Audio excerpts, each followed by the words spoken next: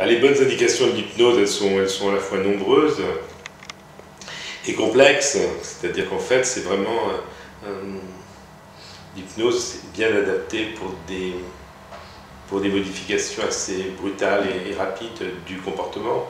Donc ça fait effectivement un certain déclic, comme le disent certains, qui permet de mettre en place de nouvelles associations. Alors les principales indications, en tout cas celles pour lesquelles je me sens à l'aise, c'est bien sûr le sevrage tabagique, c'est les troubles du comportement alimentaire, ce sont les phobies, les angoisses, aussi les situations de conflit, ou aussi des situations de rupture comme les séparations, les deuils et les traumatismes liés comme ça à des moments difficiles à vivre.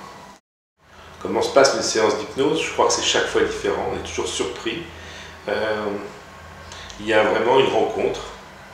Après une phase d'interrogatoire où on pose quelques questions évidentes, cliniques, pour se mettre à l'abri d'autres problèmes plus inquiétants et qui nécessiteraient des examens complémentaires. Donc une fois qu'on est rassuré quant à la bonne indication de la séance, eh bien c'est une rencontre bien sûr avec soi, le patient avec lui-même. Le médecin joue un rôle un peu de catalyseur, même s'il ne reste pas indemne de cette rencontre. C'est une surprise du moment, et puis surprise 10, 15 jours après, lorsqu'on reçoit un texto, un mail ou un coup de téléphone du patient lui-même, qui est lui-même surpris des modifications et des changements profonds dans sa vie.